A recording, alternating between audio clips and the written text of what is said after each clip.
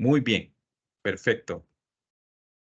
Vamos a iniciar entonces. Buenas tardes a la comunidad jurídica que ya se encuentra conectada con nosotros en este espacio de aula virtual, en esta plataforma virtual. Reciban todos y todas un cordial saludo de parte del Honorable Pleno del Consejo Nacional de la Judicatura y su Escuela de Capacitación Judicial, doctor Arturo Celedón Castrillo. Para nosotros es un momento agradable el poder disfrutar de esta tarde de conferencia, donde nuevamente contamos con la presencia de la maestra Daisy Marina Ábrego de Portillo en esta sexta conferencia o sexta videoconferencia, ciclo de conferencias de derecho laboral. En esta ocasión, el tema que nos compete en esta tarde es reflexiones sobre las cargas probatorias dinámicas en el proceso laboral. Ya se encuentra con nosotros nuestra ponente, ¿verdad? Para que nos pueda compartir su conocimiento en esta tarde con esta excelente ponencia. Antes de ceder el micrófono a la maestra Daisy Marina Ábrego, voy a tomarme unos breves minutos para poder leer un extracto, ¿verdad? Un breve extracto de su hoja de vida. La maestra Daisy Marina Ábrego Jurado de Portillo es jueza interina del Juzgado Primero de lo Laboral de San Salvador, abogada y notario con maestría en estudios judiciales de la Escuela Superior de Economía y Negocios, Universidad Dr. José Matías Delgado y Universidad Católica de El Salvador. En su experiencia laboral se ha desempeñado como colaboradora de la Sala de lo Constitucional, jueza suplente del Juzgado Segundo de lo Laboral de San Salvador y en la Procuraduría General de la República como asistente legal de la Secretaría General. Es capacitadora de nuestra Escuela de Capacitación Judicial y catedrática universitaria. Ha realizado diversas publicaciones como El derecho a la estabilidad laboral de los servidores públicos en la jurisprudencia constitucional salvadoreña, en la revista Ley, Derecho y Jurisprudencia de la Universidad Tecnológica de El Salvador en el año 2012, tomo número 21 y en enero 2020, entre otros. También queremos agradecer a Ormusa por ser también parte de, de nuestra auspiciante en esta conferencia, ¿verdad? La Organización de Mujeres por la Paz Ormusa, a quien le damos las gracias también por permitir o por propiciar estos espacios de aprendizaje con toda la comunidad jurídica junto con el Consejo Nacional de la Judicatura. Así que ahora le cedo el micrófono a la maestra Daisy Marina Ábrego de Portillo para que inicie su ponencia. Muchas gracias. Muchas gracias, licenciado Morales. Buenas tardes a todos y todas. Gracias por la asistencia, por la puntualidad. Antes de comenzar, nuevamente agradecer la oportunidad de compartir esta tarde al Pleno del Consejo Nacional de la Judicatura y a la Organización de Mujeres Salvadoreñas por la Paz, Ormusa. Estos espacios pues son de suma utilidad, creo que para todos, para divulgar de alguna manera la jurisprudencia, criterios recientes, y aprovechar estos espacios que la tecnología nos brinda. Como comentábamos el jueves anterior, íbamos a hablar este día de las cargas probatorias dinámicas en el proceso laboral, algunas reflexiones.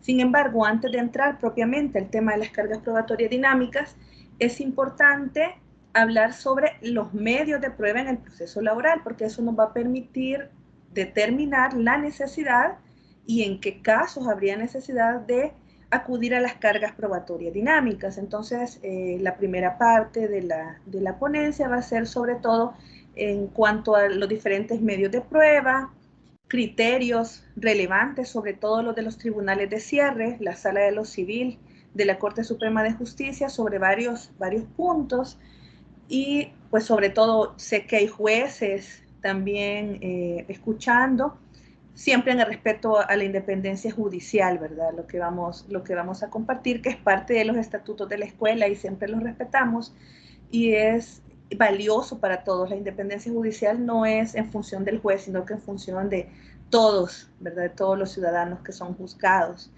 Entonces vamos a comenzar sobre las reflexiones sobre las cargas probatorias dinámicas en el proceso laboral. ¿Cuál es el objeto de esta ponencia? En primer lugar, analizar los diferentes medios de prueba en el proceso laboral desde la perspectiva de la aplicación supletoria del Código Procesal Civil y Mercantil y la posible aplicación de las cargas probatorias dinámicas. Han escuchado permanentemente, creo que todos los abogados laboralistas mencionan el tema de que tenemos un código de hace 50 años, preconstitucional, porque la Constitución es de 1983 y el código es de 1972. Y creo que les comentaba el jueves pasado en una ponencia, el licenciado Roberto Velasco decía que eso había obligado a que la mayor parte de los cambios se fueran propiciando no mediante reformas legales, sino que los jueces a través de la jurisprudencia, mediante la heterointegración, mediante aplicación supletoria. Pero esto da problemas porque el Código Procesal Civil y Mercantil no ha sido pensado en función del derecho social que representa un proceso laboral. Entonces, eso es lo que vamos a ver. Los artículos que se refieren a la prueba en el Código de Trabajo son escuetos, son pocos. Entonces, nos vemos en la obligación, desde la entrada en vigencia del Código Procesal Civil y Mercantil, es el que se aplica supletoriamente. Entonces, es necesario ir revisando lo que les decía, cuando aplicamos supletoriamente mediante heterointegración y traemos una norma al derecho social, siempre se aplica el principio mutatis mutandis. Entonces, es importante que revisemos cada uno de los medios de prueba, los principios generales, y ver qué traemos del Código Procesal Civil y Mercantil, qué es lo que vamos a traer a los procesos laborales propiamente.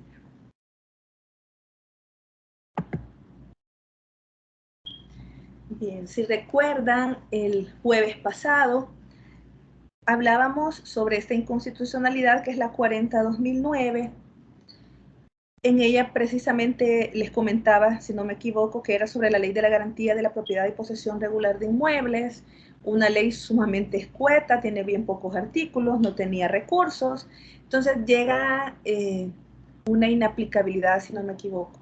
Y entonces la sala dice, miren, señores jueces, antes de inaplicar, ustedes lo que deben hacer es agotar la interpretación conforme a la Constitución, es decir, voy a tratar de esa norma que está ahí antes de pedir que se expulse del ordenamiento jurídico, voy a tratar de interpretarla de la manera que más se ajuste a la Constitución y a los derechos fundamentales.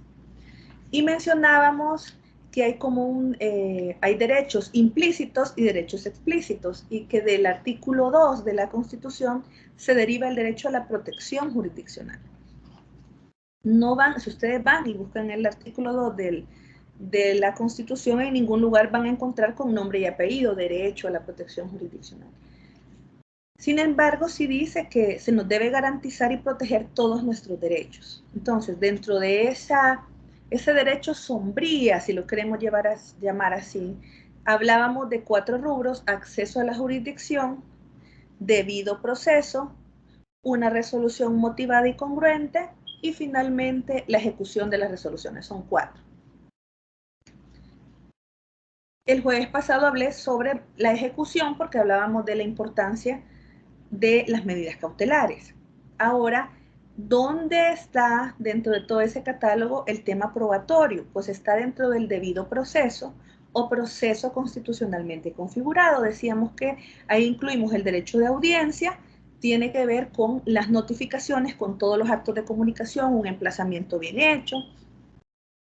Luego hablábamos del derecho de defensa, hablábamos de la presunción de inocencia y del derecho a recurrir. Entonces, ahora vamos a hablar sobre los medios de prueba y sobre las cargas probatorias dinámicas. ¿Con qué me quedo? Es parte del debido proceso y es parte también de la protección jurisdiccional. ¿Qué dijo sobre la prueba la Sala de lo Constitucional en esta inconstitucionalidad 40/2009? El derecho a la utilización de los medios de prueba pertinentes para la defensa garantiza a las partes la posibilidad de impulsar una actividad probatoria acorde con sus intereses. Consiste pues en el derecho a que la prueba pertinente, propuesta en tiempo y forma, sea admitida por los tribunales. En ese sentido, no se trata de una facultad omnímoda que permita valerse ilimitadamente de cualesquiera medios de prueba, en cualquier tiempo, ni para cualquier objeto, sino solo que sean pertinentes. Lo que significa que se trata de un derecho de configuración legal cuyo ejercicio ha de someterse a los requisitos de tiempo, forma, pertinencia y utilidad establecida por las leyes procesales. ¿Qué quiere decir esto? ¿Tengo derecho a probar? Sí, tengo derecho a probar, pero no como me dé la gana. No cuando a mí se me ocurra.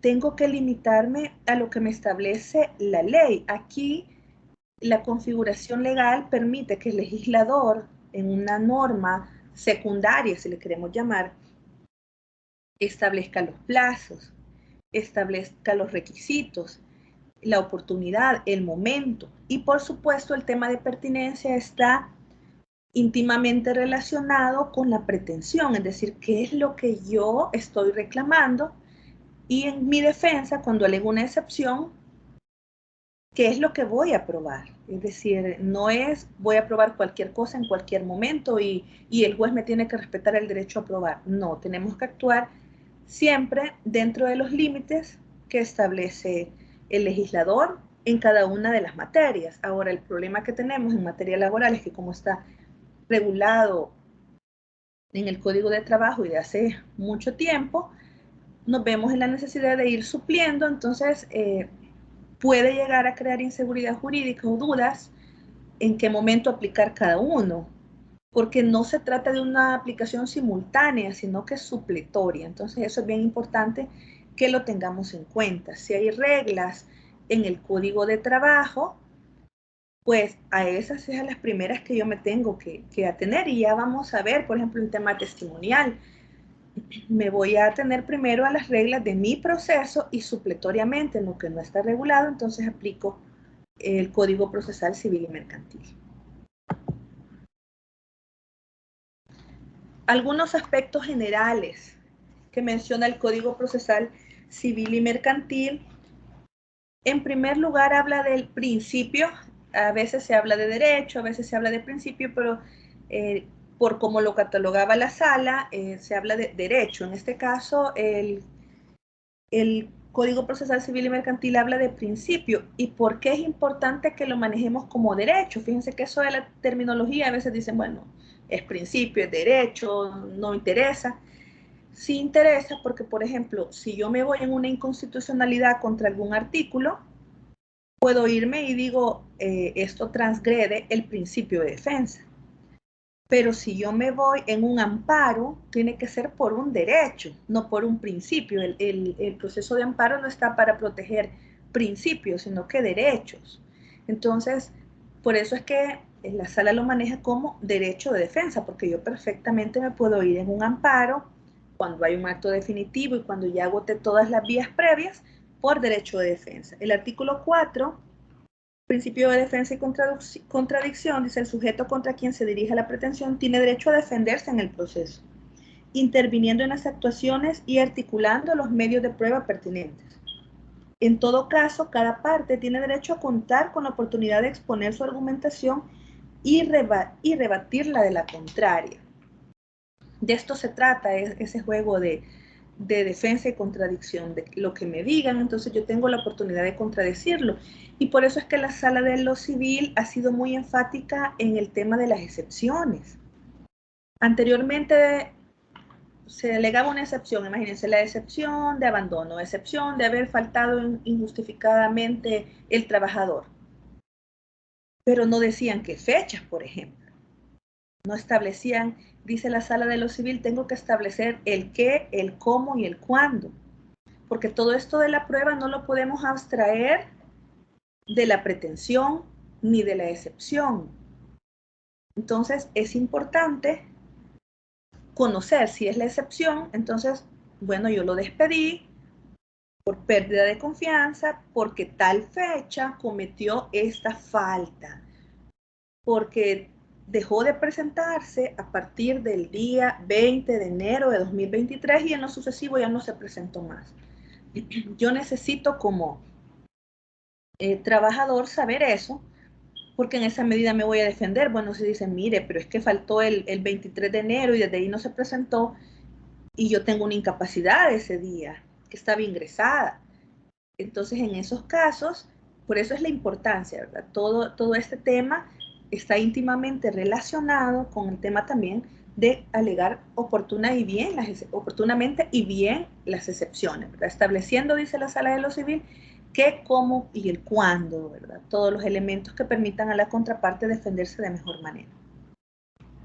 El principio de aportación, el artículo 7, los hechos en que se fundamente la pretensión y la oposición que se conoce en el proceso solo podrán ser introducidos al debate por las partes. Aquí, aunque sea derecho social, no podemos los jueces entrar hasta ahí, ¿verdad? La actividad probatoria debe recaer exclusivamente sobre los hechos afirmados por las partes o por los que tienen la calidad de terceros de conformidad a las disposiciones de este código. El juez no podrá tomar en consideración pruebas sobre hechos que no hubieran sido afirmados o discutidos. Eso sería impertinente, no tiene que ver ni con la pretensión ni con la oposición. Pero la última parte es bien importante, dice, la proposición de la prueba corresponde exclusivamente a las partes o terceros. Sin embargo, respecto de prueba que ya fue debida y oportunamente aportada, el juez puede ordenar diligencias para mejor proveer. No es la función del juez estar ofreciendo prueba. Es necesario que sean las partes las que tomen el protagonismo. El derecho de probar está en el artículo 312 del Código Procesal Civil y Mercantil y dice: las partes tienen derecho de probar en igualdad de condiciones las afirmaciones que hubieran dado a conocer los hechos controvertidos, que son fundamento de la pretensión o de la oposición, nuevamente enmarcada en la teoría del caso. ¿Qué es lo que voy a probar? Uno a veces lee demandas muy bien hechas, que si no necesitara prueba, le creo, pero yo no me puedo quedar con el dicho de las partes. O defensas que uno dice, sí, este trabajador cometió tanta falta, según lo que dice, pero una cosa es lo que dice y otra cosa es lo que logra probar. Entonces, dice, el juez, controvertidos que es un fundamento de la pretensión o de la oposición, a que el juez tenga en cuenta en la sentencia o decisión las pruebas producidas y a utilizar los medios que este código prevé, así como aquellos que, dada la naturaleza del debate, posibiliten comprobar los hechos alegados. Es decir, ya no se permite, y eso el doctor Marco Pella ha hecho mucho énfasis en ese tema, esas sentencias en las que dice, le creo porque le creo, o con base en toda la prueba, condénase. Es decir, yo puedo, está el principio de comunidad de la prueba, puede ser que la prueba que yo presenté al final me afecta, pero todo eso debe ser valorado en la sentencia. No puedo hacer generalidades de la prueba, tengo que ir, si no creo en un testigo, ¿por qué no creo en un testigo? Hace poco me acuerdo que se discutía si, por ejemplo, es un representante patronal el que llega y de repente decían, bueno, yo no le voy a dar valor porque él es representante patronal. Y la Cámara dice, no, mire, permítame, eso no es un motivo suficiente como para que usted no le dé ninguna credibilidad. ¿Por qué no le da credibilidad? Vio que estaba mintiendo, aparentemente era un discurso aprendido, pero solo por el hecho de ser jefe no puedo desacreditar. Entonces, eso tiene mucho que ver con este tema. El objeto de la prueba, artículo 313, ¿qué es lo que tengo que probar? Las afirmaciones hechas por las partes sobre los hechos controvertidos. La costumbre, siempre que las partes no se pongan de acuerdo, el derecho extranjero, ¿qué es lo que no requiere ser probado? Los hechos admitidos o estipulados por las partes, los hechos que gocen de notoriedad general, los hechos evidentes y la costumbre si las partes estuvieran conformes en su existencia y contenido. ¿Qué quiere decir esto de los hechos admitidos? Hecho admitido no lo puedo tomar porque Dice, me despidieron, dice el trabajador. Viene el empleador, o como le dice el código de trabajo, el patrono, llega y dice, no es cierto que lo he despedido, pero con ánimo de llegar a un acuerdo voy a ofrecer una medida. Ahí no está aceptando el despido. Cuando no dice nada, tampoco es que está aceptando el despido. Un hecho admitido es porque dice, me despidieron, y viene el empleador y dice, sí lo despedí. Ese es un hecho admitido.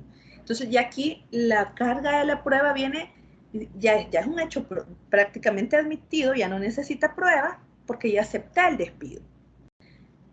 ¿Qué es lo que tengo que probar? Que ese despido estuvo justificado, que no fue injusto, que no fue arbitrario. Entonces, esos son los hechos admitidos. Ahora, hay requisitos en cuanto a la prueba. Recordemos, por ahí, me acuerdo una vez llegaron a la sala y decían, mire, es que este juez se basa en la Constitución. ¿Y por qué está aplicando la Constitución? Y me acuerdo que los magistrados decían, y eso lo han reiterado muchas salas, decían, todos los jueces son jueces de la Constitución. Entonces, por ejemplo, ¿cuándo podemos decir que una prueba no es lícita? Cuando vulnera derechos fundamentales. Dice, las fuentes de prueba, artículo 316. La licitud. Las fuentes de prueba deberán obtenerse de forma lícita, quedando expedita a las partes la posibilidad de denunciar su origen u obtención cuando sea contrario a la ley. Un ejemplo, hubo un caso en el que cuando se defiende el empleador dice, mire, yo despedí a esta trabajadora porque fue a poner una denuncia anónima al Instituto Salvadoreño del Seguro Social y entonces me hicieron una inspección, una auditoría a causa de ella. Pero bueno, si era una denuncia anónima, ¿cómo supo? Entonces agregaba la carta que había presentado la trabajadora con el sello de recibido del Seguro Social. Y entonces le decíamos, ¿cómo obtuvo usted ese documento? Y entonces dice, mire, lo bajé de una cuenta de Twitter, lo pedí a la Oficina de Acceso a la Información Pública del Instituto Salvadoreño del Seguro Social y me dijeron que no me lo podían dar porque esa es información confidencial. Esa prueba yo no podía valorarla porque entra dentro de un catálogo de información que no debía divulgarse. Este empleador no tenía por qué saber quién había puesto esa denuncia. Entonces, ¿cómo había obtenido esa prueba? De forma ilícita. Esa no es la forma correcta de obtener la prueba. Entonces, esos son casos de prueba ilícita. Recuerdo también un caso de una profesora, ese fue hace ya algunos años, que tenía una USB y tenía fotos en ropa interior. Y la despidieron porque decían que por haber cometido vulgaridades, por afectar la moral, pero entonces dijeron, bueno, no recuerdo si llegó hasta la sala o hasta la cámara laboral, pero decían, esa memoria USB era de carácter personal, ¿con qué derecho un alumno o el director del colegio o de la escuela va a tomar esa USB? Esa foto, esa prueba es ilícita, ¿verdad? El tema de la pertinencia, el artículo 318 tiene que ver con que debe nada más admitirse aquella prueba que guarde relación con el objeto del proceso, con la pretensión y con la oposición. Y finalmente también la utilidad, artículo 319, no debe admitirse aquella prueba que según las reglas y criterios razonables no sea idónea o resulte superflua para comprobar los hechos controvertidos. El artículo 325 del Código Procesal Civil y Mercantil habla de la acreditación de prueba material o tangible. Estos casos, en las audiencias, por ejemplo, nosotros no tenemos una audiencia probatoria propiamente dicha, como se tiene en el Código Procesal Civil y Mercantil, que hay una audiencia preparatoria y una audiencia probatoria, nosotros no tenemos eso. Ya vamos a ver, vamos a explicar eso. Pero dentro de estas audiencias, tanto declaración de testigos como declaración de parte, Puede utilizarse prueba, puede acreditarse prueba normalmente, por ejemplo, cuando hay algún finiquito firmado, cuando hay algo que lleva, por ejemplo, una firma y hay una declaración de parte contraria, ya sea del trabajador o del representante legal, se utiliza el artículo 325, se le escucha a la contraparte, tiene acceso al expediente y sobre eso se puede interrogar a las partes. ¿Cuáles son las etapas de la actividad probatoria? En primer lugar, la proposición, luego viene la admisión, la producción y finalmente el análisis o valoración. En esto recuerdo a la maestra Judith Maza, en una capacitación decía papá, proposición, admisión, producción y análisis, así ya no se nos volvió a olvidar. ¿Por qué es importante saber las etapas? Porque hasta qué momento tengo yo la disponibilidad de la prueba. Les pongo un ejemplo. Pido la declaración de parte contraria o pido la declaración de un testigo. Ya vamos a ver más adelante que en este caso no hay necesidad de nominar los testigos, al menos no ha habido esa exigencia todavía, pero nomino un testigo. Propongo la prueba testimonial y digo, va a declarar el señor fulano de tal, que es el jefe de la persona despedida. El juez admite la prueba y señala un día para esa declaración. El día de la producción llega quien ofreció la prueba y razona y dice, este jefe puede hablar de más, al final no conviene a mi estrategia, puede terminar siendo prueba por el tema de la comunidad de la prueba, al final esta prueba puede favorecer a la contraparte, ya no la presento. En ese caso, yo no puedo como juez decir, ya no la presenta, vaya, sí, levanten el acta, vamos a levantar el acta, ya no la va a presentar. No. ¿Qué tengo que hacer? Tengo que escuchar a la contraparte y el artículo 4 dice que antes de tomar decisiones hay que escuchar a la contraparte. ¿Por qué? Porque aquí ya salió de mi margen de disponibilidad. Ya no es mi prueba, es la prueba del proceso.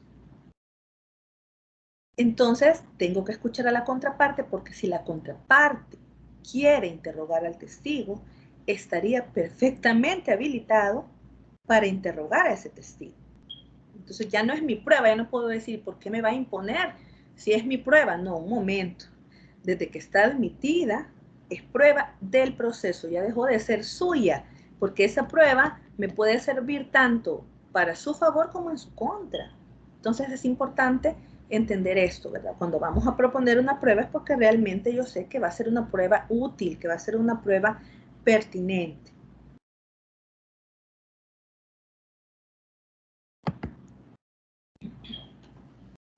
También es importante hablar sobre la diferencia entre fuente y medio de prueba. Esto nos va a servir incluso mucho más adelante cuando estemos viendo la prueba tecnológica, porque en eso se diluye la fuente, ¿verdad? ¿Dónde está la fuente de la prueba? ¿Cuál es la fuente y cuáles son los medios de prueba?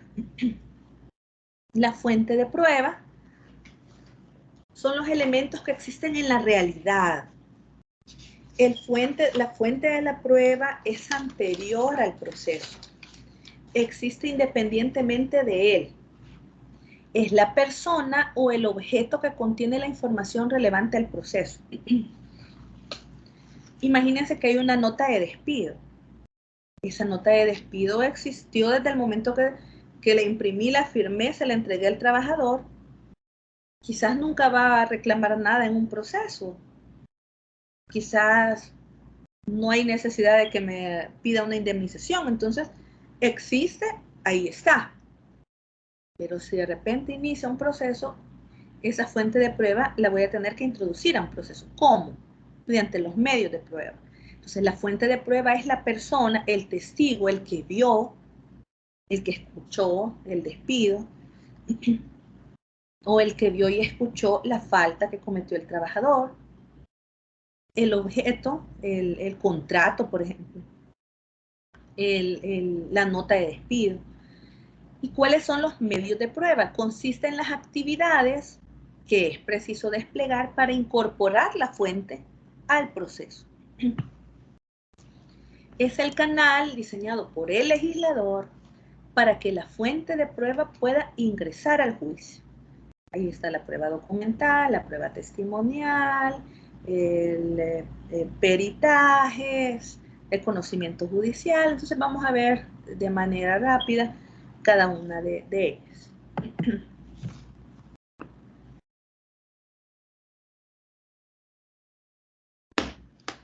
Medio de prueba, prueba documental. Vamos a comenzar con la prueba documental. El Código Procesal Civil y Mercantil exige que los instrumentos se presenten con la demanda o con la contestación. Esto no es aplicable dentro de los procesos laborales. Es importante que quede claro. Si lo quieren presentar desde el inicio, excelente. Es decir, no es que no tengo que esperarme hasta la etapa probatoria, no. Pero yo no puedo rechazar una demanda porque no me presenta la documentación. Entonces, eso es importante que lo tengamos en cuenta por el tema que manejábamos de la aplicación supletoria. En el Código de Trabajo no se me exige el momento en que debo ofrecerla, entonces no puedo exigirla desde la demanda. ¿Cuál es el valor de los instrumentos privados? El artículo 402 del Código de Trabajo va prácticamente en la misma línea también del Código Procesal Civil y Mercantil. En los juicios de trabajo, los instrumentos privados sin necesidad de previo reconocimiento y los públicos o auténticos hacen plena prueba, salvo que sean rechazados como prueba por el juez en sentencia definitiva previo al incidente de falsedad. En ese mismo sentido, el artículo 341, inciso segundo, establece que los instrumentos privados hacen plena prueba si no ha sido impugnada su autenticidad. Es decir, me presentan un documento privado, no dice nada la contraparte, yo entiendo que es válido y lo puedo valorar, hace plena prueba. Reproducción de documentos, artículo 337. La parte que pretenda utilizar como prueba un instrumento al que no tiene acceso o se le hubiere denegado este o la copia, solicitará al juez su reproducción. Ojo con esto. De repente llegan abogados con un catálogo. Mire, señor juez, me va a pedir a migración tal cosa, me va a pedir al ministerio tal cosa y me pide tal cosa. Nosotros lo que decimos es, usted ya lo pidió, es decir, si se lo han negado, acredita que ya se lo negaron, entonces lo pedimos. Si es pertinente, ¿verdad? Si tiene que ver con el proceso. De lo contrario, no. Permítanme un momentito.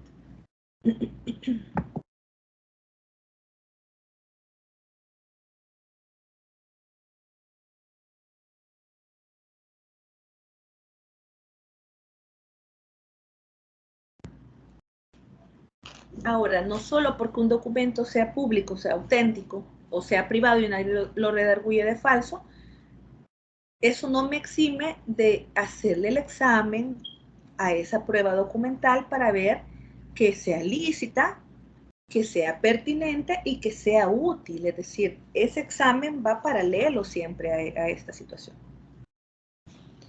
Sobre esto es importante traer a colación el artículo 402, inciso segundo, del Código de Trabajo, habla de los requisitos de renuncia, de los finiquitos, y hablaba de que debía ser en documento privado autenticado, también habla de las hojas del ministerio, de los jueces.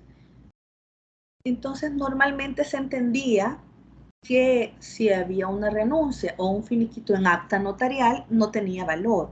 Creo que era como un criterio bastante formalista, pero esa era la línea, ¿verdad? Y era la que había que seguir. Sin embargo, en la casación 12-2020, la Sala de lo Civil dice, esa era la línea y lo hace muy bien porque siempre es importante y lo mencionábamos el jueves pasado. Si yo traigo una línea y me aparto, tengo que decirlo y a partir de ese caso cambia la jurisprudencia.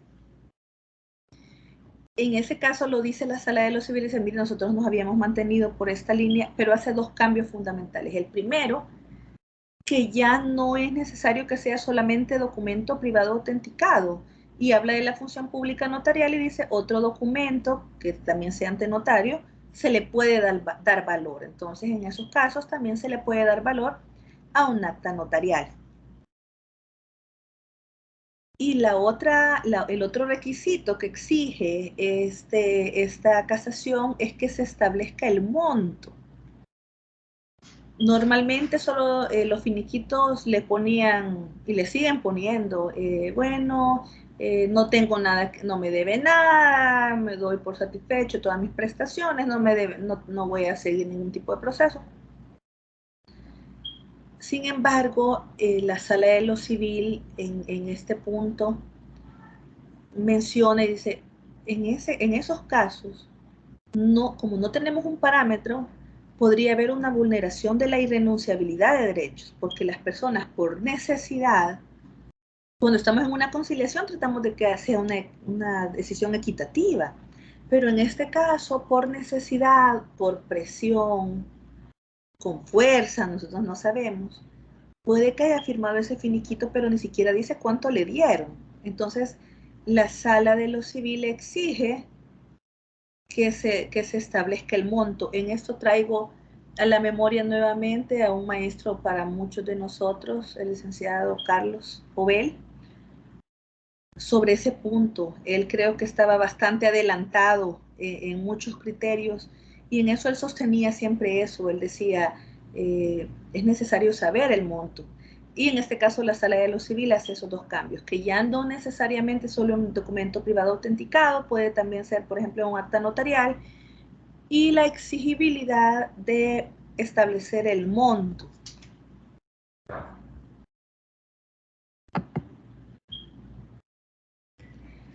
Algo también bien importante, y esto es doctrina legal por la Sala de lo Civil con respecto a la prueba documental, se escucha mucho o a veces los empleadores creen que por haber levantado acciones de personal o amonestaciones tienen el proceso ganado. Dicen, no, yo ahí tengo todas las amonestaciones que le levanté a este trabajador. ¿Qué es lo que ha dicho la Sala de lo Civil con respecto a las amonestaciones o a las acciones de personal? Volvemos al tema de la protección de derechos fundamentales, volvemos al tema de la licitud, pertinencia y utilidad, pero en este caso más la licitud, cómo obtuve eso. La Sala de lo Civil en la Casación Laboral 57-2016 constituye ya doctrina legal a partir de esta sentencia, dice que las boletas de acción de personal únicamente constituyen un acto de comunicación y no una aceptación de hechos consignados en la misma. Es decir, el hecho de que yo firme porque mi jefe dice que yo cometí una falta, no significa, dice la Sala, que yo estoy aceptando la falta, significa que me están notificando. Y en segundo lugar, la Sala de lo Civil también sostiene que un instrumento privado que provenga de hechos atribuibles contra sí mismo no es idóneo y pertinente, pues puede darle valor probatorio de plena prueba, se estaría en presencia de una confesión provocada y conforme a la ley tal acto deviene ilegal. Es decir, cuando firmó esa amonestación, cuando firmó esa acción de personal, no tenía ningún abogado, lo firmó bajo presión, entonces solamente con acciones de personal no puedo tener por acreditado que el despido fue justo. Tiene que estar siempre respaldado con otras pruebas, porque ya la Sala de lo Civil nos ha dicho que no puedo valorar como plena prueba una acción de personal por esos motivos.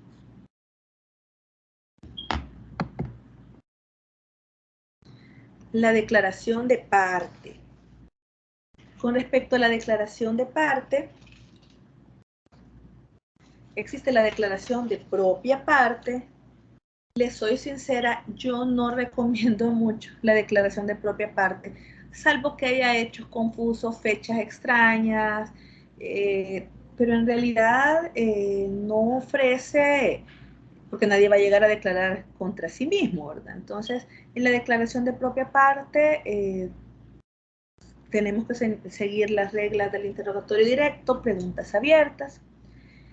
La declaración de parte contraria, establecida en el artículo 345 del Código Procesal Civil y Mercantil, que viene a sustituir lo que se denominaba pliego de posiciones. Esta sí es sumamente relevante en el proceso laboral. Muchos de los procesos se ganan con base en esta prueba. Y por eso me voy a detener un poco en esta prueba. En primer lugar, la declaración de parte contraria, el artículo 345 del Código Procesal Civil y Mercantil, para efectos de preparar su pretensión, su oposición a esta o su excepción, cada parte puede solicitar al juez o tribunal que se ordene recibir declaración de la parte contraria o de quien potencialmente pudiera ser su contraparte. Cuando la importancia radica desde cómo lo pido y de quién puedo pedir. No puedo pedir de un representante patronal, sino que en este caso sería del demandado o del representante legal o del trabajador que ha sido despedido, porque esa es mi contraparte.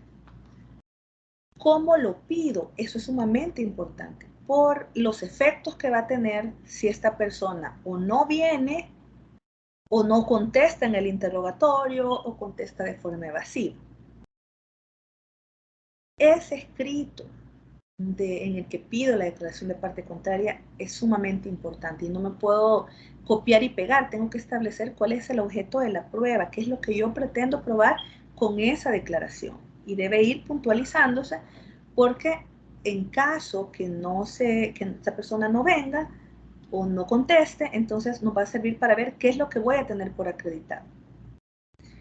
En la declaración de parte contraria, en la declaración de propia parte, dijimos, se deben formular preguntas abiertas, interrogatorio directo. En la declaración de parte contraria, se aplican las reglas del contrainterrogatorio y puedo entrar de un solo con las preguntas sugestivas. Está permitido hacer, en este caso, preguntas sugestivas. Algo que es bien importante al declarante en una declaración de parte contraria, no se le juramenta, porque no está obligado a declarar contra sí mismo, no se le juramenta. Entonces eso es importante que lo tengamos en cuenta. Se permiten, les dije, preguntas sugestivas, hay una obligación de comparecer. En caso contrario, se tienen por aceptados los hechos personales, salvo prueba en contrario, ¿verdad? O sea, no es automático.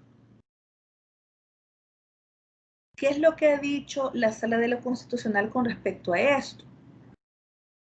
Dice, miren, en este caso es necesario que cuando yo cito a la declaración de parte contraria, es la inconstitucionalidad 115/2007.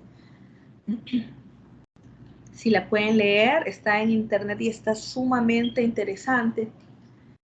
Pero ahí exige ciertas obligaciones y es la obligación del juez de advertirle. Entonces, cuando yo voy a citar a una persona para que venga a dar la declaración de parte contraria, yo le debo decir, con base en el artículo 347, usted, señor, tiene la obligación de comparecer y responder. Y de no comparecer sin justa causa, se van a tener por aceptados los hechos personales atribuidos por la contraparte. Debo decirlo. Y esto es importante que lo sepamos. Debes saber la consecuencia de no ir. Cuando yo estoy citando una declaración de parte contraria, dijo la Sala de lo Constitucional en la Inconstitucionalidad 115/2007, debo advertir cuál es la consecuencia de que no venga. Ahora, también, si no responde o si responde con evasivas o respuestas no concluyentes, entonces también puede considerarse como un reconocimiento de los hechos. Pero eso se le dice ya en la audiencia. Normalmente nosotros instalamos la audiencia y se le dice, señor declarante, estamos grabando la audiencia y de conformidad con el artículo 351 le aclaramos que la negativa de responder las preguntas que le hagan, las respuestas evasivas o no concluyentes, pueden ser consideradas como un reconocimiento de los hechos de su parte, a menos, y el artículo 351 da dos salidas, a menos que esté amparado en la facultad de guardar secreto o en el derecho a no autoincriminarse por un delito. Ahí no está obligado. Entonces, siempre le debemos hacer esa advertencia, si lo dice la sala, para que pueda desplegar todos los efectos, lo que dice el Código Procesal Civil y Mercantil. Algo también bien importante de aclarar en cuanto al interrogatorio de parte contraria, es que a diferencia del testigo, usted no le puede decir a un declarante, diga sí o no. Gracias, no. Él no es testigo, es parte. Y por su derecho de defensa, el artículo 350 dice que el declarante, las respuestas de la parte habrán de ser claras y precisas, pero el declarante, artículo 350, inciso segundo, podrá agregar las explicaciones que estime oportunas. Entonces, ojo, cuando estamos en una declaración de parte contraria, no podemos limitar de esa manera, o como cuando se interroga a un testigo en un contrainterrogatorio, diga sí o no. No, pero le quiero explicar, no me puede explicar. No, en este caso sí debemos permitir que la parte pueda explicar, y eso es importante que lo tengamos en cuenta. Cambios recientes en cuanto al valor de la declaración de parte. Para ponerlos en contexto, si en la demanda decía que era el representante legal el que había hecho el despido y él no llegaba a la declaración de parte contraria, entonces como era un hecho personal, decía la sala de lo civil, tengo por acreditado el despido. Pero si en la demanda decían que no había sido el representante legal, sino que el jefe de recursos humanos, el gerente general, entonces no es un hecho personal, decía la sala de lo civil. Si no llega, entonces no puedo tener por acreditado. Sin embargo, en la casación 71-2021, dice, la sala cambia esa línea que había traído y dice lo siguiente. Esta sala considera procedente superar el criterio, y aquí lo hace no muy bien la sala porque pone el antes y el después. Eso es lo que debemos hacer como jueces también. Si vamos a cambiar, tenemos que decir, yo traía esta línea, pero a partir de aquí yo la cambio. Superar el criterio anteriormente se tenía en cuanto a la interpretación del contenido de la estipulación citada y al que ya se hizo referencia, en el sentido que cuando un apoderado legal en el ejercicio de su cargo atestigua en representación de la sociedad a la que representa, se torna irrelevante en la realización material de los hechos, no le sean imputados al representante legal en su carácter personal, pues él, al momento de declarar, no lo hace en nombre propio, sino que actúa como una persona natural a través de la cual se materializa el obrar de la persona jurídica, que es inmaterial, una mera ficción de ley. Entonces, a partir de este cambio jurisprudencial, es indiferente si despidió el representante legal o si despidió otro representante patronal. Si no llega, se puede tener por acreditado el despido, porque dicen, mira, es que no es un hecho personal del que lo despidió, es un hecho de la sociedad que él está representando. El único requisito que se pone es que cuando se haya dado ese despido, esta persona que es llamada a declarar ya haya sido representante legal, que sea dentro de su periodo. Vamos con la prueba testimonial.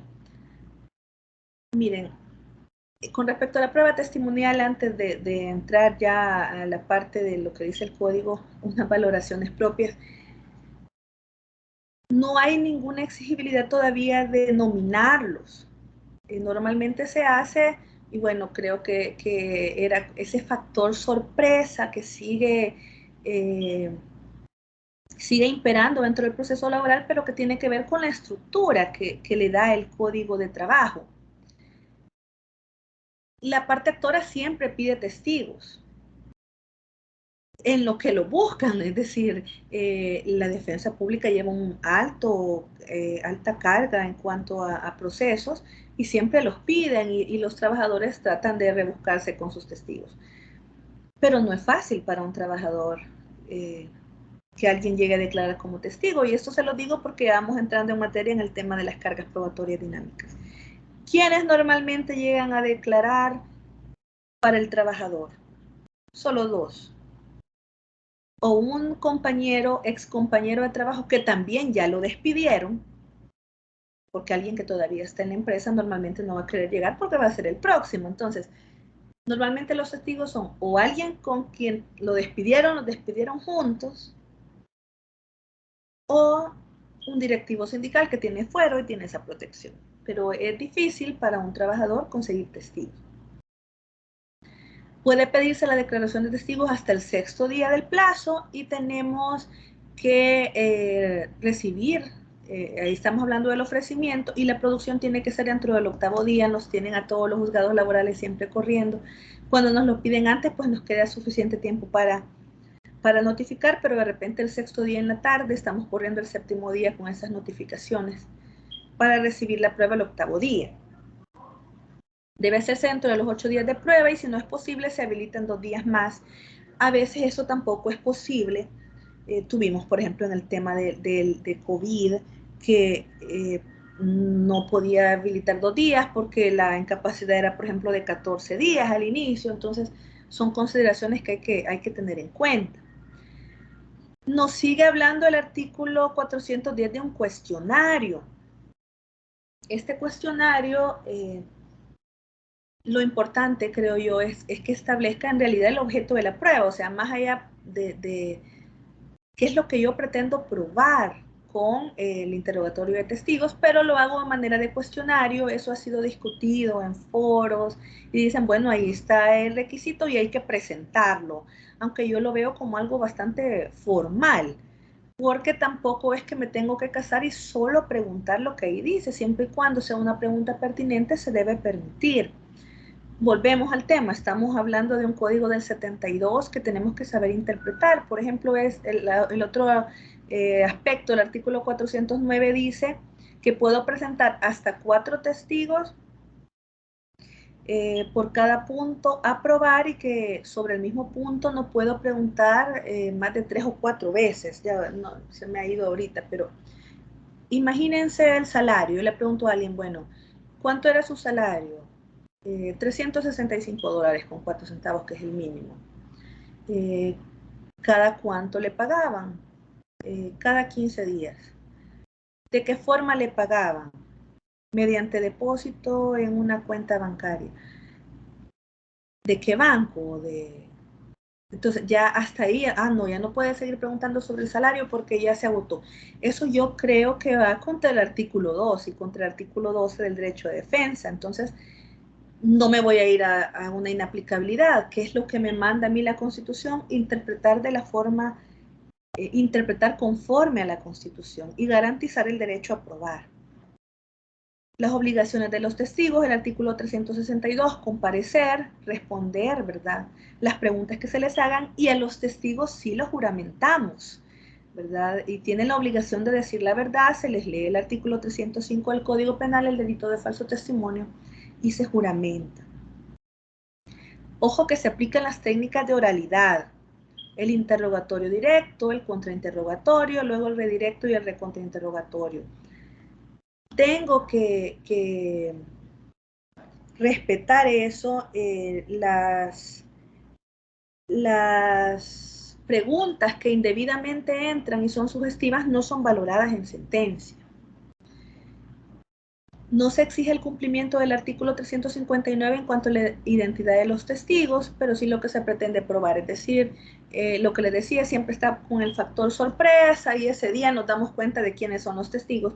Yo creería que ya en un proceso de avanzada ya eso va a tener que ir siendo superado. El artículo 410 del Código de Trabajo sigue dándole la facultad al juez del interrogatorio. Entonces, establece que el cuestionario le va a servir al juez como una guía. Se presentó una inaplicabilidad a la Sala de lo Constitucional, la 147/2016, porque decía, bueno, entonces, ¿quién debe interrogar? Entonces, si ahí dice que debe interrogar el juez, ¿qué es lo que dijo la Sala? Volvemos al tema. Antes de inaplicar, trato de interpretar conforme a la Constitución. Dice, en un proceso constitucionalmente configurado, en la producción probatoria, el juzgador debe mantener un rol cognitivo y no inquisitivo. lo que significa que en el acto específico de prueba testimonial el interrogatorio de testigos debe estar en manos de las partes y la intervención judicial, aunque está permitida, debe ser excepcional, limitándose estrictamente a las preguntas aclaratorias, sin que ello implique controvertir, sustituir o complementar la labor de las partes, desacreditar alguna de las posiciones o sembrar dudas sobre la credibilidad. De esta manera, la intervención del juez en un interrogatorio testimonial por medio de preguntas de carácter aclaratorio no persigue obligarle a producir pruebas, como sugiere la autoridad, ni tampoco suplir las deficiencias probatorias de las partes, sino que se trata de la facultad para precisar puntos, de una facultad para precisar puntos oscuros, confusos o ininteligibles de la declaración. Es decir, mi función no puede ir más allá. La prueba pericial es para la apreciación de un hecho controvertido que requiere ya conocimiento especializado, hay un nombramiento, una aceptación, y el dictamen pericial puede realizarse una audiencia a efecto que lo exponga, en qué caso se da, temas de cuando la firma, dicen, no, miren, no es mi firma, cuando hay vaciado también de datos de un celular, en temas de enfermos crónicos, personas con enfermedades crónicas incapacitantes, medicina forense, medicina legal. Esa es la mayor utilidad de la prueba pericial. El reconocimiento judicial. El reconocimiento judicial, que también se llama inspección judicial, tiene por objeto reconocer una persona, un objeto o un lugar. Puede delegarse mediante comisión procesal al juez de la circunscripción, y el artículo 395 nos establece el contenido del acta de reconocimiento judicial. Me habían pedido un reconocimiento judicial y en ese caso yo sí consideraba que era pertinente. Es de estas sociedades que tienen, están en el mismo lugar, tienen la misma dirección, son los mismos socios, es el mismo representante legal, y de repente yo entro a trabajar y un mes me paga una sociedad, otro mes me paga el otro, pero cuando llego a demandar, dicen, no, mire, él no trabaja para mí, él trabaja para esta otra sociedad, pero son prácticamente sociedades hermanas. Entonces, en ese caso, bien atinado, me habían pedido reconocimiento judicial para verificar eso. Y pusimos una fecha, señalamos fecha, dijimos, vamos a ver, ¿qué es lo que íbamos a ver? Si había una delimitación, por ejemplo, para que un trabajador supiera si estaba en la sociedad A o en la sociedad B. ¿Usan uniforme o no usan uniforme? Sé yo, puede ser que el gerente general sea de las dos sociedades, entonces indistintamente como trabajador yo no sé con certeza a quién demandar. Entonces aplicamos nuevamente el principio de la primacía de la realidad y dijimos, bueno, hay que ir, ahí sí es pertinente el reconocimiento judicial. Sin embargo, al final no se realizó porque le pagaron a la trabajadora y llegó a desistir, ¿verdad? Creo que hubiera sido interesante, pero para esos casos sí creo que es bastante pertinente el tema del reconocimiento judicial.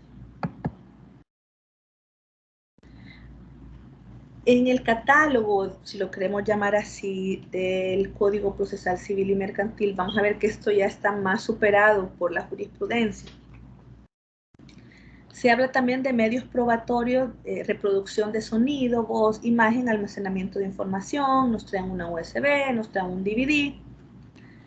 Y el Código Procesal Civil y Mercantil establece ciertas exigencias, dice que se deben aportar las cintas, los discos u otros medios con lo que esté contenido el material probatorio. Si la contraparte lo pide, se llevan a la sede judicial los soportes en los que se encuentran almacenados esos datos. Se puede hacer una reproducción en audiencia. Puede haber necesidad de auxilio de perito, entonces aquí no se excluye, ¿verdad? Los dos medios probatorios pueden verse en conjunto. Igualmente no está exento de cumplir con la licitud, pertinencia y utilidad. ¿Cómo obtuve yo esa información? cómo obtuve esa USB. El único caso que recuerdo, un caso municipal contra un directivo sindical, y decían, nos presentaban un video, y en el video se veía un montón de gente afuera de la alcaldía haciendo denuncias, reclamando sus derechos. No se lograba identificar quién era quién. Tampoco era como algo que salía de lo que la OIT enmarca dentro de la libertad sindical.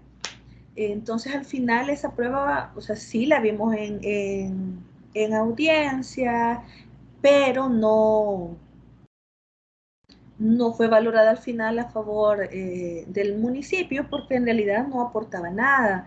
A veces se necesita de auxilio pericial. Esto se da, por ejemplo, en civil y mercantil mencionan casos en temas de propiedad intelectual, en temas de marcas. Hay ciertos principios en cuanto a las marcas, porque una de las, cuando entró en vigencia todo esto de las marcas, cuando habían marcas famosas, hubo personas que las inscribieron a su nombre. Entonces, cuando venían ya las marcas famosas y querían inscribir la marca, se llevaban la sorpresa de que ya estaba inscrito a nombre de alguien. Pero uno de los motivos para quitarle como esa prioridad es el hecho de que no se use. Entonces, recuerdo que una jueza comentaba y decía, nosotros hicimos una audiencia, instalamos la audiencia, entramos a la página web, vimos cuándo había sido la última vez que se había conectado, y de esa manera vieron que no se había usado esa marca. Entonces la quitan, ¿verdad? Pero en ese caso sí se auxiliaron de peritos informáticos y determinaron cuándo, proyectando, ¿verdad? Determinaron cuándo había sido la última vez que se había conectado, o que esa página se había desplegado. Ahora, ¿qué ha dicho la Sala de lo Civil? Más allá de casarnos solamente con esos dispositivos,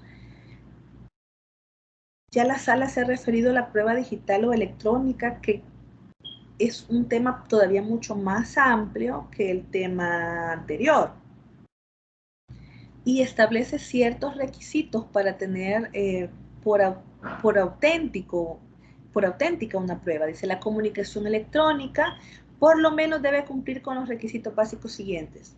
1, autenticación, certeza e identificación de los que intervienen. 2, confidencialidad, evitar que la comunicación sea interceptada por un tercero. Tercero, integridad, que la información no sea alterada ilícitamente. Cuarto, el no rechazo o repudio, es decir, el hecho de que las partes intervinientes no nieguen haber participado en la comunicación. Esto fue tomado del incidente 481-2018.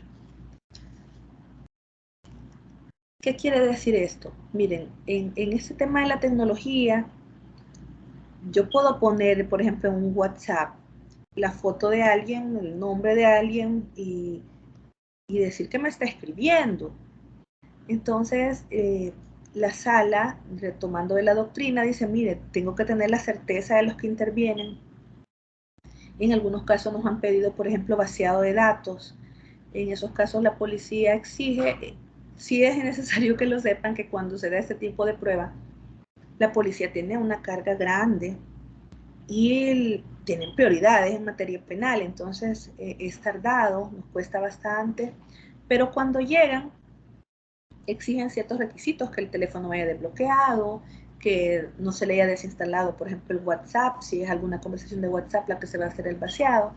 Pero es importante para el tema de la autenticación. El tema de la confidencialidad, es decir, yo puedo en todo caso decir, mire, esa fue una conversación conmigo, pero yo no puedo interceptar comunicación de otras personas porque en ese caso sí sería prueba ilícita contra los derechos fundamentales, el derecho a la autodeterminación informativa, el derecho a la intimidad. La integridad, que la información no sea alterada ilícitamente. Esto es bien difícil de saber para nosotros los abogados. Yo creo que es importante para esos casos auxiliarnos de la prueba pericial.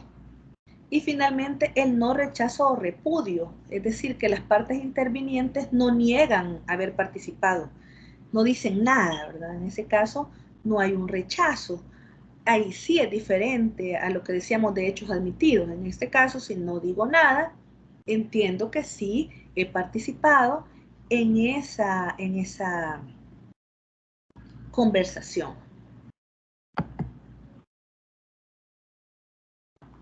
Ahora, en la casación 22 de 2022 se retoma lo anteriormente mencionado, la autenticación, el no rechazo repudio y todo lo demás, pero hay un voto razonado que creo que es importante que lo comentemos, y para ponerles en contexto les cuento rápido el caso. Era de un trabajador que trabajaba en una venta de motos y entonces supuestamente lo habían despedido porque se había apropiado de un dinero que le había pagado un cliente.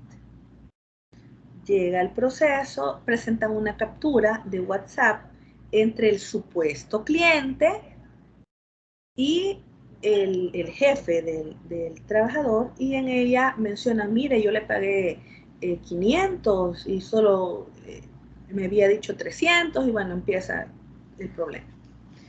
Entonces, en esa casación, la doctora Dafne hace un voto razonado y dice, mire, las tecnologías nos llevan corriendo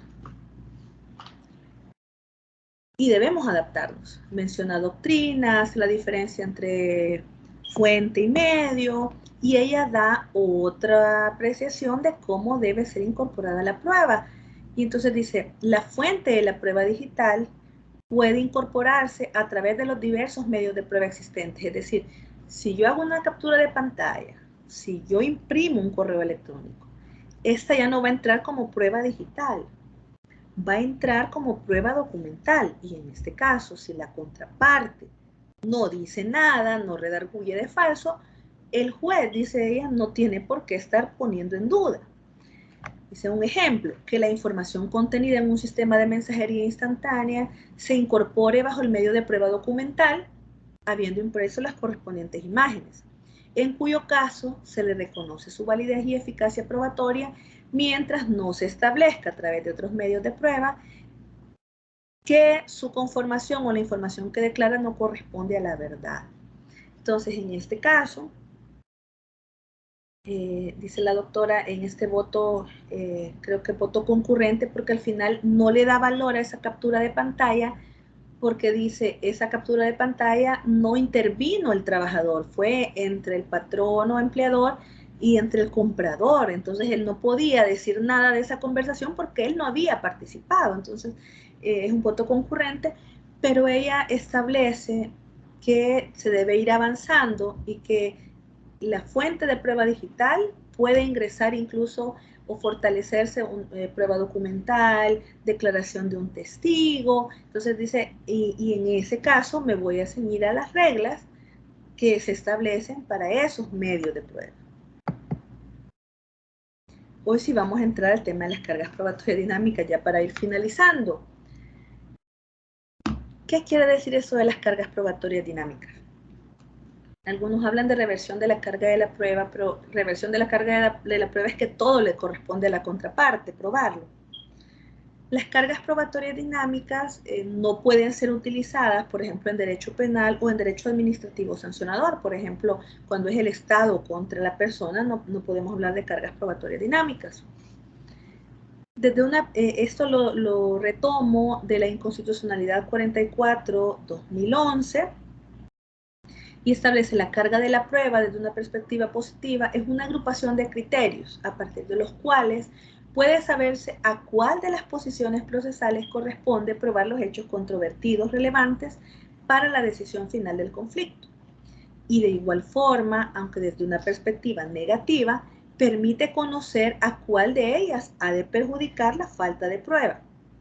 Las reglas sobre las cargas probatorias se aplican, y esto es importante, al momento en que se pronuncia la sentencia, al ser esta la etapa en la que el juez o tribunal advierte la inexistencia o insuficiencia de la prueba, y es donde deben aplicarse las consecuencias jurídicas pertinentes a dicha situación. No estamos hablando siempre de independencia judicial, ¿verdad? Puede ser, pueden estar de acuerdo o no, pero me acuerdo hace 2 años más o menos tuvimos un caso de un call center, se pidió la declaración de parte contraria del representante legal, que no hablaba castellano, no hablaba español, solo hablaba inglés, y se había agotado todo. La Procuraduría dijo, nosotros no podemos dotar de un intérprete, y al final, aunque no se valoró totalmente ahí, sí lo advertí desde ahí y le digo, señor representante legal, se le cita tal fecha, y las cargas probatorias dinámicas implican quién es como el que está con más facultad o al que se le hace más fácil la prueba. Usted tiene 400 personas que hablan inglés, puede traer su intérprete, porque si no, entonces se privaba totalmente de ese medio de prueba que es la declaración de parte contraria. Entonces, esto al final no recuerdo qué pasó en la sentencia, pero fueron como los pininos, digamos, donde se dejaba en evidenciar las cargas probatorias dinámicas. ¿Qué más ha dicho la Sala de lo Constitucional? Parte de estas consecuencias son los efectos negativos o perjudiciales que derivan de la falta de prueba que han de cargarse o imputarse a la parte que formuló una solicitud con basamento en un hecho que no probó.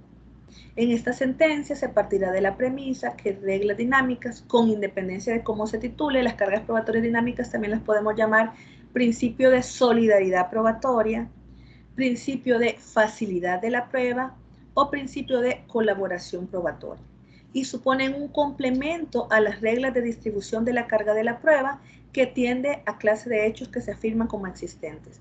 No voy a aplicar las cargas probatorias dinámicas a todas las pretensiones, a todas las excepciones. Ya vamos a ver en qué casos, al menos según mi opinión, se podrían aplicar las cargas probatorias dinámicas. No es para todo, ¿verdad? Sino que es para ciertos puntos en los que solo a una de las partes se le facilita acreditar. Entonces también se le conoce como principio de solidaridad probatoria, principio de facilidad de la prueba o de colaboración probatoria.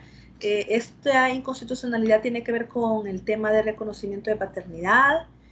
También sé que en materia civil y mercantil se han usado cargas probatorias dinámicas para casos contra bancos en los que hay información que está en poder del banco.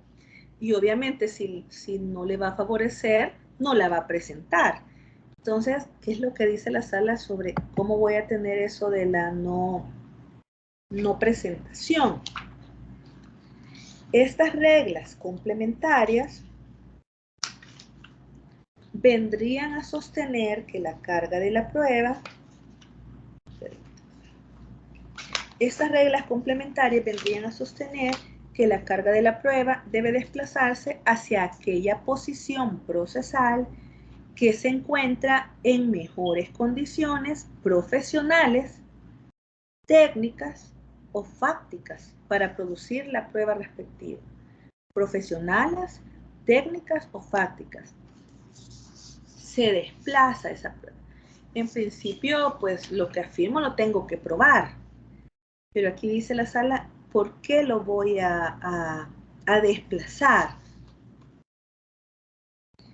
La inversión de la carga de la prueba, miren, este es el fundamento constitucional. Esto no es algo que nos hemos sacado de la manga de la camisa, un invento de los jueces laborales, no. Tiene un fundamento constitucional. ¿Y cuál es el fundamento? La igualdad material. Artículo 3 de la Constitución es el primer fundamento. No todo trato desigual, eso lo ha dicho la Sala de lo Constitucional en reiterada jurisprudencia. No todo trato desigual es inconstitucional. Cuando las partes están en desigualdad, tengo que tratarlos diferentes, no puedo tratarlos de manera igual porque no están iguales. Materialmente no están iguales. O sea, en el decir y que son iguales ante la ley, pero materialmente, en la práctica, hay una parte a la que se le facilita más. Y por eso yo les decía el ejemplo de los testigos. La parte empleadora le dice a sus empleados, vaya, Carlitos, Pedrito, Juancito, ustedes van a ir con el abogado, me los va a preparar y van a ir a declarar. ¿Cómo van a decir que no? Si pueden ser los próximos a ser despedidos. Pero para un trabajador, llevar un testigo es mucho más difícil. Entonces, partimos de que no hay una igualdad material. Al contrario, aquí partimos de una desigualdad material. Entonces, ese es el primer fundamento constitucional de las cargas probatorias dinámicas. En ocasiones, las partes procesales se encuentran en situaciones fácticas desiguales. Una de ellas puede encontrarse en una posición privilegiada o destacada en relación con el material probatorio de cara a su contraparte. Es decir, que en virtud del rol que desempeñó en el hecho generador de la controversia, por estar en posesión de la cosa o instrumento probatorio, o por ser el único que dispone de la prueba, se encuentra en mejor posición para revelar la verdad. Es decir, que en virtud del rol de quien está en posesión de la prueba. Continúa diciendo la Sala de lo Constitucional. Esta situación supone que uno de los intervinientes se encuentra en una posición con dominante poder de aportación. Dominante poder de aportación. No dice la Sala con exclusividad de aportación, sino que dominante poder. ¿Lo puede probar la otra parte? Puede ser que lo pruebe, pero va cuesta arriba. Pero el otro está en una posición dominante. Posición dominante, poder de aportación de la prueba frente a otro que adolece de inferioridad. Y es esta situación la que impide o dificulta a una de las partes probar su pretensión o oposición. Si en tal supuesto se aplicara rígidamente las cargas probatorias tradicionales, el juez o el tribunal tendría que emitir la decisión contra la parte que debió probar y no probó. Fácil, ¿verdad?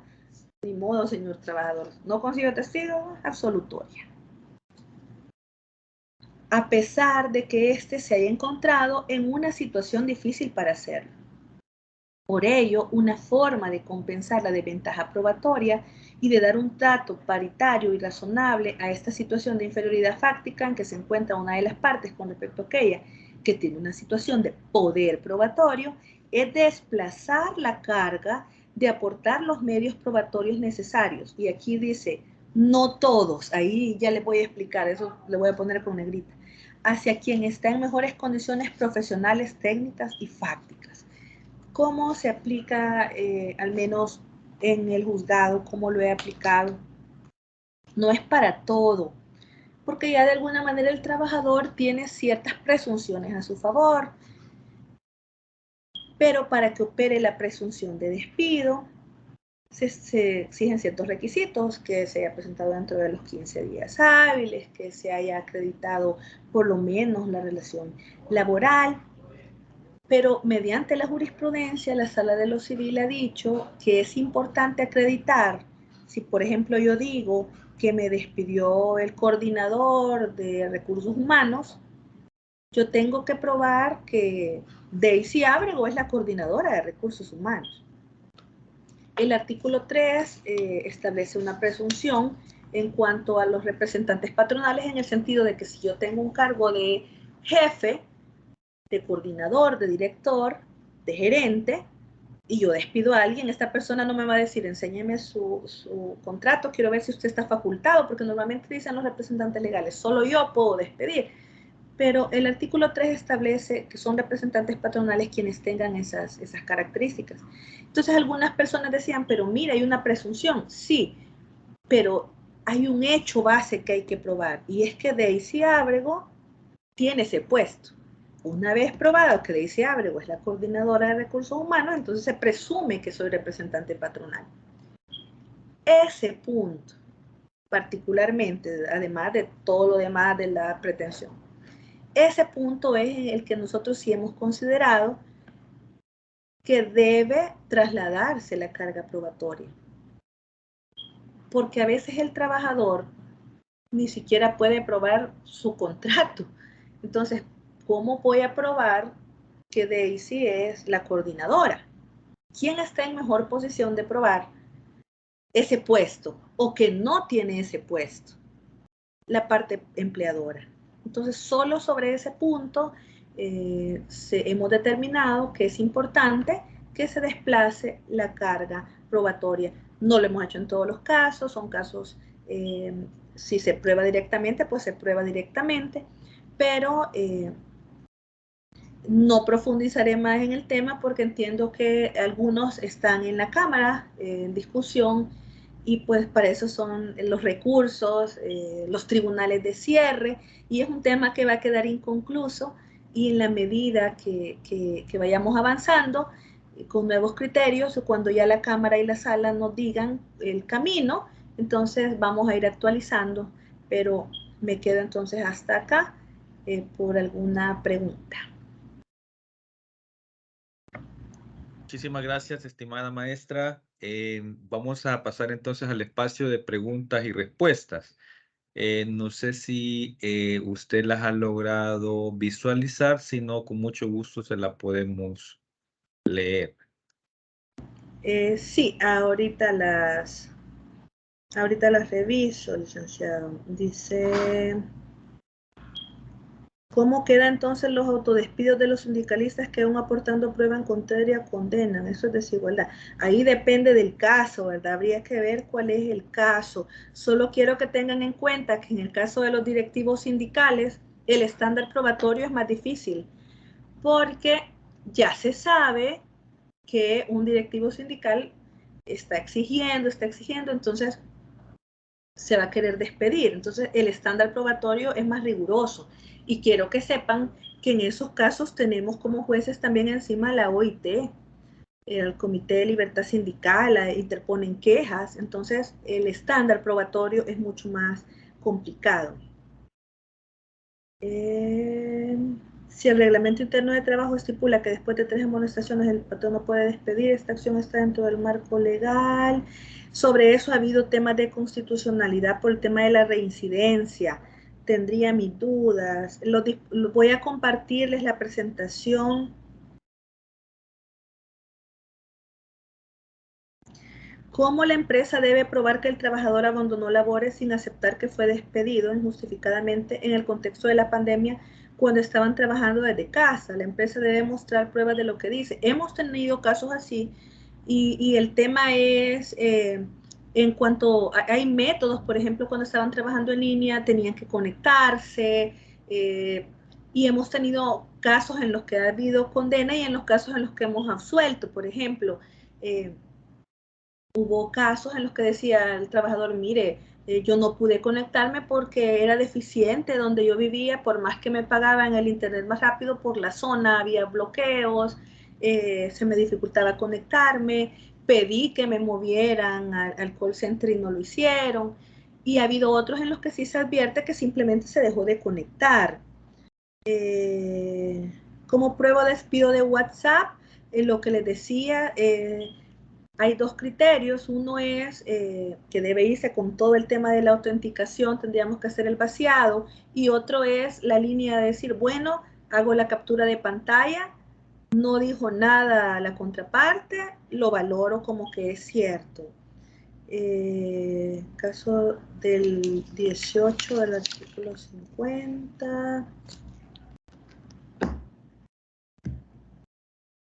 Con el criterio de la sala de no valorar los documentos autoincriminatorios en caso de los trabajadores, no tiene valor una carta de despido emitida por el empleador por ser autoincriminatoria.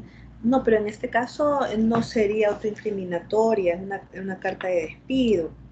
O no sé si es que no logro entender la línea. Luego me dice aquí del artículo 50, número 18,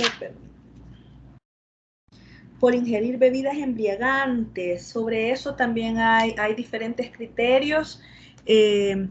Hay un criterio en el que se exige prueba científica y hay un criterio, bueno, yo tuve un caso y se absolvió porque me dijeron, es que mire, llegó en estado de ebriedad. Y le digo, ¿cómo supo usted que llegó en estado de ebriedad? Y me dice, es que yo le di una orden y se puso a reír. Entonces yo dije, eso no puedo tener yo por acreditado. Tuvimos otros casos en los que sí había prueba científica, pero habían errores ahí en los nombres, en los datos. Entonces, sobre eso también hay criterios en los que se dice que necesito prueba científica y otros en los que no. Dice, ¿por qué algunas veces los jueces piden que los testigos respondan viendo al juez y no viendo al interrogador? Sobre esto yo le consulté al maestro Méndez Palomo, ¿verdad? Que es el maestro en técnicas de oralidad, y él decía que lo mejor es que esté viendo a quien lo interroga. Yo permito eso, a menos que vea que le están haciendo señas, que le están diciendo con la cabeza, no, no contesté. En ese caso sí le digo, mira, mejor para evitar cualquier malentendido, dirija la mirada hacia mi persona. En el caso que el empleador ofrece reinstalo y el trabajador no acepta, porque ya tiene otro empleo, en ese caso pierde las presunciones. ¿Qué pasa si la prueba testimonial no se practica hasta el 8º día ni dentro de los 2 días que habilita el juez? Nosotros ya las hemos recibido después por el tema de la pandemia. De repente hemos tenido, después de la pandemia, para ir saliendo con todo, incluso audiencias en la mañana y en la tarde. Entonces, no siempre, lo ideal es hacerlo así. Pero, por ejemplo, hay personas que están incapacitadas. Entonces, en esos casos es posible esperar. Creo que con eso, creo que con lo del estado de ebriedad, creo que ya lo mencioné. Creo que eso sería todo entonces. Por mi parte, pues, si me permite, licenciado, solo agradecerles este espacio y agradecer a todos los participantes. Espero que haya sido de provecho, ¿verdad? Para todos y todas. Y a mí no me gustan mucho los términos en inglés que están de moda, que coaching, que outfit y todo eso, pero hay un término que me gusta, que es bastante reciente, bueno, no tan reciente, pero habla de ser doers, del verbo do, hacer. Y hay jueces, aquí hay colaboradores, litigantes, y los invito pues a que seamos doers, los que hacen, los que van adelante, los que piden cosas nuevas, los que innovan, eso, para que aunque tengamos ese código viejito, pues a través de ese código garanticemos los derechos, porque a eso estamos llamados los que somos jueces, y los colaboradores inciden mucho en la decisión también de los jueces, así de que ánimo y a seguir trabajando por el derecho laboral. Excelente cierre, estimada maestra Daisy Marina Ábrego, excelente ponencia. El estado espectacular, esta última conferencia del ciclo de conferencias de Derecho Laboral. Infinitamente agradecidos nosotros con usted, maestra, por brindarnos esos conocimientos hacia toda la comunidad jurídica que se conecta a través de nuestra plataforma virtual, ¿verdad? Y bueno, así como comenzamos hace más o menos 2 meses, un poquito más quizás, pues llegamos al final de este ciclo, ¿verdad?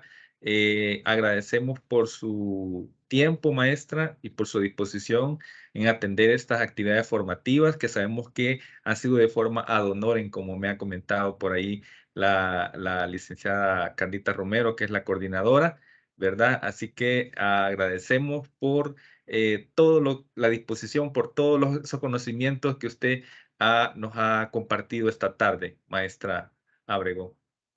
Y Muchas esperamos gracias. no, y esperamos no tenerla solamente en este ciclo, sino en otros ciclos de conferencias que puedan venir más adelante. Muchas gracias, licenciada. Bueno, excelente.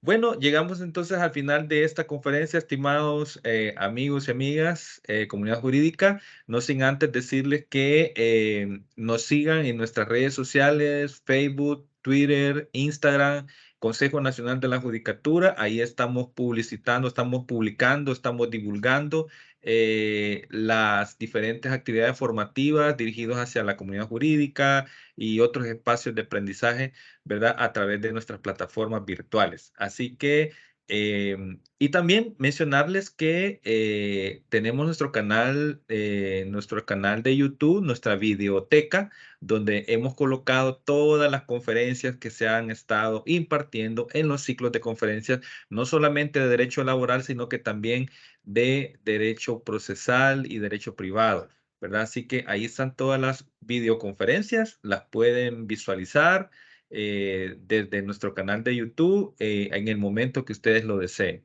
Así que sin más, pues agradecerles a toda la comunidad jurídica por este espacio, por su tiempo y pues que terminen un feliz día jueves. Muchas bendiciones para todos.